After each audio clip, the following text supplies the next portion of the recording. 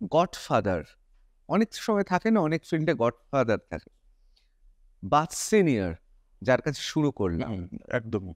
যে ব্র্যান্ডে শুরু করা হয়, যে ব্যক্তির সঙ্গে, যে ব্যক্তিকে গডফাদার করে সিনিয়র হিসেবে শুরু হলো, অনেক ক্ষেত্রে সেটাই তো বোধহয় প্রশস্ত পথ হয়ে যায়। এক্ষেত্রে ফিরদৌস শামীমের বক্তব্য কি?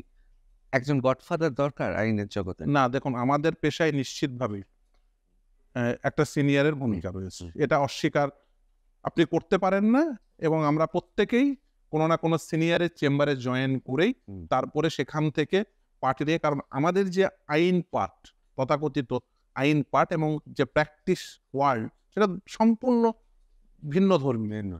এবং সেক্ষেত্রে আপনাকে কোনো সিনিয়রের চেম্বারে যে আইনজীবী হিসেবে জয়েন করবেন, আমি যেমন বিকাশবাবুকে সিনিয়র হিসেবে পেয়েছি, এবং আমি সত্যি করে নিজেকে ভাগ্যবান মনে করি এরকম একজন সিনিয়র পেয়েছি, যে তিনি অনেক কিছু শিখিয়েছেন এবং এখনো পর্যন্ত প্রতিদিনই শেখান।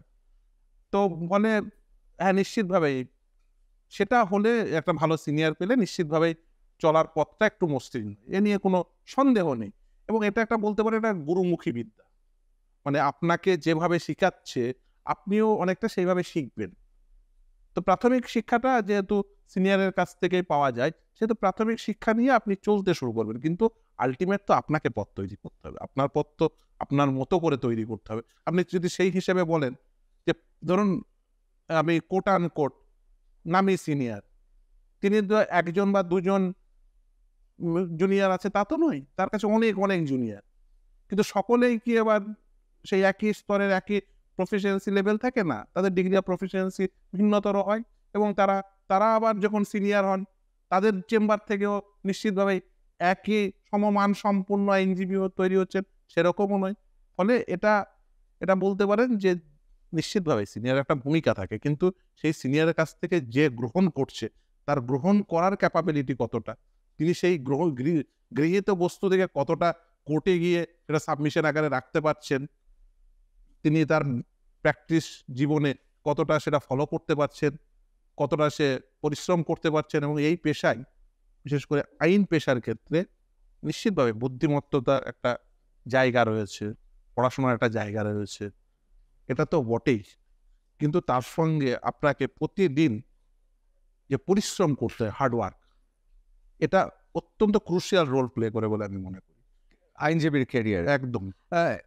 ধরুন প্রাক্তন বিচারপতি, সদ্য প্রাক্তন বিচারপতি, এখন সাংসদ ভারতীয় জনতা পার্টি, অভিজিৎ গাঙ্গুলি মহাশয়, তিনিও তো বিকাশ রঞ্জন ভট্টাচার্য তাকে মান্যতা দিয়েছেন এবং সিনিয়র হিসেবে বলতেন।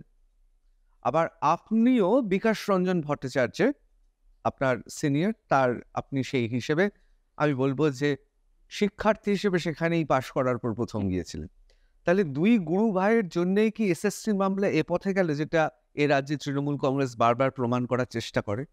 না, এরকম করে আমি দেখি না। তার কারণ হচ্ছে, প্রথম কথা বলি, যে সময় মাননীয় অভিজিৎ গাঙ্গুলি মহাশয় যে সময় বিকাশবাবুর সাথে করেছে, আমি শেষ দিকের কিছুটা তিনি যখন এসএসসির আইনজীবী ছিলেন পেয়েছি।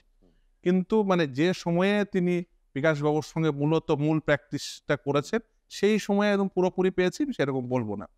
ফলে হ্যাঁ, নিশ্চিতভাবেই তিনি যখন সেই সিনিয়রের সঙ্গে ছিলেন, খুব স্বাভাবিকভাবে অনেক কাজ করেছেন, এবং শুধু উনি বলে নয়, অনেক মানে এখন যারা বিচারপতি রয়েছেন তারা কাজ করেছেন। কিন্তু তাদের প্রত্যেককে যে তাদের কাজের সঙ্গে একসঙ্গে ছিলাম সেরকমও নয়। ঠিক। ফলে হ্যাঁ, মানে অভিজিৎ গাঙ্গুলি মহাশয়কে আমি এসএসসির যখন তিনি এসএসসির হয়ে অ্যাপিয়ার করতেন, অ্যাপিয়ার করেছি, মানে ইভেন আদার সাইড অ্যাপিয়ার করেছি। উনি এসএসসির হয়ে অ্যাপিয়ার করেছেন, আমরা পিটিশনার পক্ষের হয়ে অ্যাপিয়ার করতাম।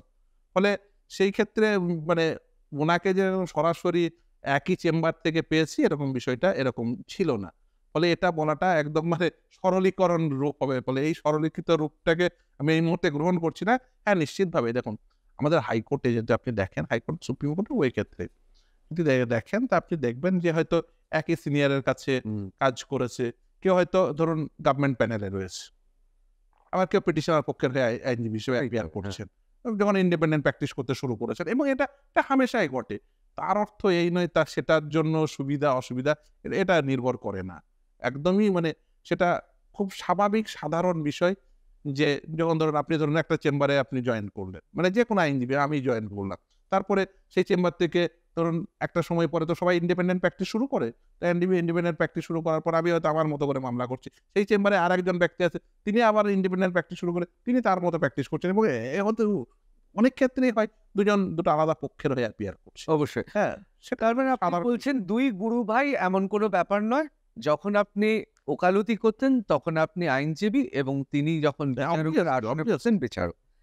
আমি এবার খুব হালকা চালে প্রশ্নটা করছি। দেখুন, বিকাশ রঞ্জন ভট্টাচার্য, তাকে আমরা অনেকদিন ধরে সাংবাদিক হিসেবে চিনি। সুদর্শন চেহারা, সুকণ্ঠের অধিকারী, সুবক্তা এবং তার কথা বলার মধ্যে একটা গভীর প্রত্যয় আছে, এটা অস্বীকার করতে পারবো না। কিন্তু বিকাশবাবুর কাছাকাছি যেই জুনিয়রই যায় সেই বামপন্থী হয়ে যায়। মানে এরকম কোনো কি একটা অপ্রচলিত বা এরকম কি একটা প্রচলিত ধারা আছে অলিখিত? যেই জুনিয়র বিকাশ রঞ্জন ভট্টাচার্যের কাছে যাচ্ছেন, তিনি কিছুদিন বাদে থেকেই বামপন্থী হয়ে যাচ্ছেন। না, না, এটা সকলেই যে হয়ে গেছেন বা সকলেই যে বামপন্থার চর্চা করেন বিষয়টা সেরকম নয়। অনেক জুনিয়র আছেন, হয়তো আপনারা প্রত্যেকের হয়তো নাম না জানতে পারেন। এরকম ঠিক। অনেক জুনিয়র রয়েছে যারা সরাসরি রাজনীতির সঙ্গেও যুক্ত নয়। ফলে এরকম অনেক জুনিয়র রয়েছে। হয়তো কয়েকজনকে দেখে হয়তো ভাব মনে করতে পারেন। কিন্তু বিষয়টা সেরকমই নিশ্চিতভাবে হ্যাঁ, একটা মানুষ সে তার সঙ্গে কাজ করছেন, তার জীবন আদর্শ দেখছেন, তার জীবনবোধ দেখছেন। সেটা দেখে আকৃষ্ট হওয়াটা এটা নতুন মানে খুব খুব কি মানে আপনি খুব অস্বীকারও করছেন না যে আপনার বামপন্থী হয়ে যাওয়ার পেছনে আপনার সিনিয়রের না, না, না, একেবারে আমি অস্বীকার করছি না। হয়তোবা দেখুন আমার বাড়িতেও কিন্তু এই চর্চা ছিল। আমার আত্মীয়-স্বজনদের মধ্যে অনেকেই মানে সারা জীবন এই রাজনীতি করেছেন এরকম অনেকেই আছেন। ফলে আমি যে মানে বিকাশবাবুর চেম্বারে জয়েন করার পরে আমি এটা মানে ফিল করেছি যে বামপন্থার প্রতি আমার ইনক্লিনেশন দেখানো উচিত। বিষয়টা এরকম নয়। তাহলে সেটা ভুল বলা হবে। কিন্তু হ্যাঁ, নিশ্চিতভাবেই মানে সেটার থেকে হয়তো তিনি যেভাবে চর্চা করেন সেটা থেকে নতুন পথ তৈরি হয়, নতুনভাবে দেখতে শিখি। সেটা তো obviously তৈরি হয়েছে, এবং বিশেষ করে সমাজ বোধের ক্ষেত্রে এবং মানবিক বোধের ক্ষেত্রে নতুন করে মানে দেখতে শিখি। অবশ্যই